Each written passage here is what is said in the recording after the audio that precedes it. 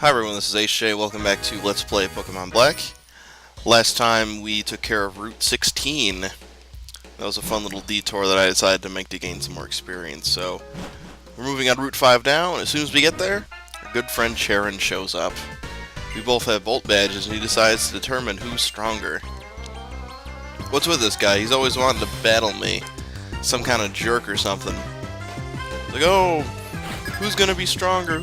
Well, you know, we'll just have to wait and see. Have to see who's right. So, he busts out with his Leopard, and I've got Yamask out there, and I gotta get him out because I want a type advantage, and being the crafty devil he is, he busts out with a Pursuit. And Pursuit really hurts, but I'm still alive with one. That's where it's at. So we bust out with our good buddy Miyagi, and he is gonna go to town. He's gonna smash some face in. Yeah, we deal with a little torment first, but whatever. Ain't no thing, but Karate Chop coming through like a boss, one-hit KO. Take a seat. Just like that. Charon not giving us an issue, he's really not. And Yamask wants to learn Ominous Wind, so we end up getting rid of Will-O-Wisp and taking care of that, so. I don't think I've had too much of a problem with Charon recently. I remember losing to him in the first battle, but ever since then I've been pretty solid against him, so no real issue. He's sending out Tranquil, and I kind of derped thinking, oh, Tranquil, you know, made me think of Quilava from the last one of the older series, but that was kind of dumb of me, because then I realized that Pignite is his fire type, so anyway, Tranquil is his normal bird type or whatever. I derped a bit, I sent out Panpour, whatever. I used Scald though, and surprisingly Scald actually does a little bit and burns him, which was great, unexpected. And Charon's, oh, I'm surprised you chose that move. I was like, well, I'm surprised that it actually worked. And just like that, he's down. So, he busts up with Pansage, going for the type advantage. Of course we're going to switch out, bring in Pansear to counteract that. I don't know, I mean, I think I have a nice balanced party. Just Yamask is kind of weighing us down a little bit. We'll see what we can do about that in one of the next episodes. But, quick call, let's just go first. And Flame Burst. And just like that, Pansage is done. So, again, no real big problems with Charon. It's just, he's a pain in the butt. That's all I gotta say. Type advantage in Panpour. Bring him back out into the fun. And Scald again. It worked once before, why not let it work again? So, Scald, and just like that, Pignite is done. So, thanks for the memories, Charon. Your ass is mine. It's over. Just like that. Why? Why can't I beat you? Because you suck! Yeah. Now Seiya walks up, oh, you're helping each other by competing. No, I don't want to compete with him. He just keeps bothering me to, I swear. So, anyway, we walk over here down Route 5, and we get greeted by a mysterious individual. Catchy theme music. And this guy turns out to be Alder, the Unova region's champion. And Charon's like, why is the champion goofing off here? And Champion's like, I heard that. You're quite a judging young person, blah blah blah. I'm Pokemon League's champion. Pleased to meet you, goofy ass, and stuff. I don't know, he might not, he's kind of black. Anyway, Charon, he wants to be the champion one day. Well, so do I, but, you know, it doesn't mean it's gonna happen. What do you plan on doing after becoming the champion? What else is there to do other than striving to become stronger? The strongest trainer, that's the champion. That makes sense. Becoming stronger, becoming stronger. Is that alone enough of a goal? It's not that I'm trying to say your way of thinking is wrong, but it is. He's helped many people, blah blah blah. If you play with those children, you might gain more of an understanding. We have a Pokemon battle with the children. Oh cool, we get to beat down preschoolers? This is kind of a joke. Luckily we get healed. I don't know how Charon can always do that for me. Does he just carry around like 6 full heals in his pocket at all times? Like, hey, by the way, heals. You know, I can't just randomly heal myself. How come Charon gets the ability to? That kind of seems stupid. That I don't get that. But then it would defeat the purpose of having a Pokemon Center, so. you know, whatever. And we're fighting a Paraherd here. And we take care of one. And surprisingly, his Leopard goes down. He actually has to send out Pansage. I didn't think anyone would faint in this battle on our side, but apparently he did, so...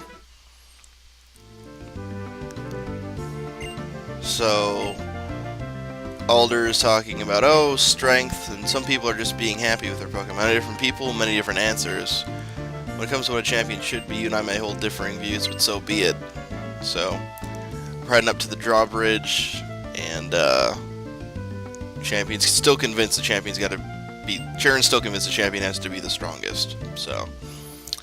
They're going forward, but I'm going to stop and do some battles along the way, so...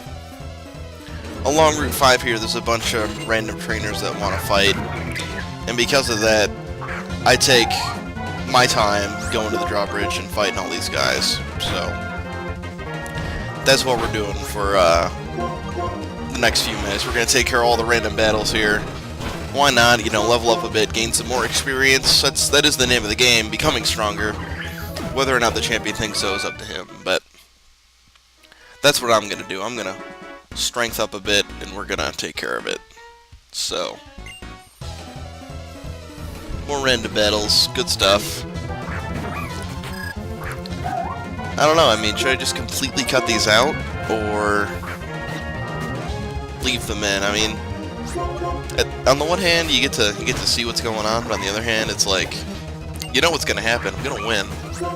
It's not like we're, having any kind of epic struggling here. I mean, I like to show the important things, but at the same time, it's like, well, how important is it? Can I just, like, do a screen wipe and completely cut him? Or do these 30 seconds of beatdown actually matter?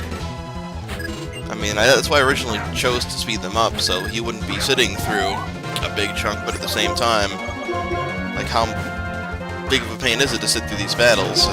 I don't know, so... We'll just keep him in, I guess, so that way I can prove to you that I won, even though, come on. Alright, so, I got a few spare minutes to discuss, so what we're going to do is, we are going to talk about food today. Today's discussion is food, and apparently I get electric guitar for something, the prop thing we discussed before, musical theater, we're not doing that, so... Anyway, today's topic is food, and more importantly, I went to the Taste of Buffalo today. It was quite good. Many of the restaurants in the area come into town, they all set up shop, and you pay an exorbitant amount of money. I dropped like $30 today on food, and you get these tickets, and tickets turn into entrees at certain places, and the more tickets you spend, the bigger the food is, and it's a cool concept. I enjoyed myself, but at the same time, it's like, well, why? I don't know. I don't want to say it wasn't worth my money, but at the same time, it kind of wasn't worth my money. I mean, don't get me wrong, I did fill myself up. I did eat a lot of food today, but at the same time, you know, $30, that's a little much when you don't make a lot of money, so. And I sampled some of the various places around town. I had some Indian food, and some more Asian food, and highlight of the day was probably the chicken wing soup, because I love chicken wings, and the chicken wing soup was pretty delicious. And, I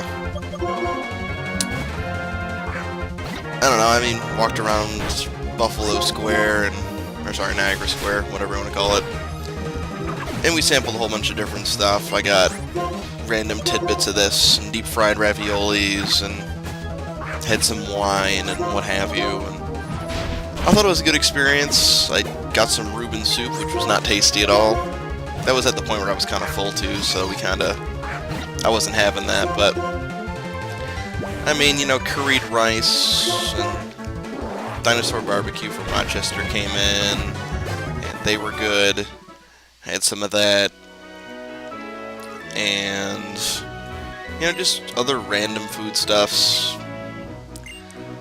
I mean, I like to eat, don't get me wrong, but I feel like I ate too much today, and I spent too much on it, but what are you gonna do? That's all a part of, having fun, I guess, and then I guess the first week of September is the Buffalo Wing Festival. That's, looking forward to that. I try and go every year, and like I said, my favorite food is chicken wings, so if I can make my way out to that, take the weekend off from work and do that, I totally will, because that's one of the festivals I like going to, and I actually make an effort to, so. All in all, tasting Buffalo, not bad, just, I don't know if I'm going to do it again, because it doesn't seem like it's worth the cash. People told me it was expensive going in, and that's kind of what I figured, so. Oh well. Experience, definitely something I can talk about, and, you know, if the opportunity presents itself, I may want to go again, but I have to do it at least once. You know, I've lived in Buffalo all my life, 22 years, and there's not many, you know, places I know, that I did know, that were at the festival, so, I mean, it allowed me to sample some of the local cuisine, and I did taste some good stuff, so I'm, you know, eventually gonna have to make trips out there, but I don't know, what do you guys think? Is food that important? I mean, some people are just, oh, I need to eat to live, blah, blah, blah. I think it's one of the pleasures in life, being able to take in food that you enjoy, that people are preparing specifically for you, rather than just, like, mass-produced garbage, you know, frozen dinners and what have you. I think there's more, just something about it, and I think if I wasn't in the position I was in, you know, being like a business major and going back to grad school and all that, I'd probably want to go back and be a chef, because I do like eating a lot. And if I could learn how to make some of this cool stuff, it'd be better than having to pay people to make it. So, if I had to do it all again, maybe I'd be a chef, because I like eating a lot. I'm not exactly a skinny guy, so definitely something to consider if the whole business thing doesn't work out. So anyway, random battles aside, we finally get to the drawbridge. And Elisa talks to the drawbridge runner, and we get the epic drawbridge cutscene, moving action. Incorporate a lot of cutscenes in this game. It's kind of nice. It shows that the DS is capable of more than just 2D garbage with Pokemon games, so. The gym leader may take him getting used to, and I'm guessing that's who runs the drawbridge, is the gym leader, so. Sharon's a trainer, he's proving himself right and becoming the champion. Good for him. He thinks he's gonna do good one day. Bridges connect the world, great. So it's bridge time, and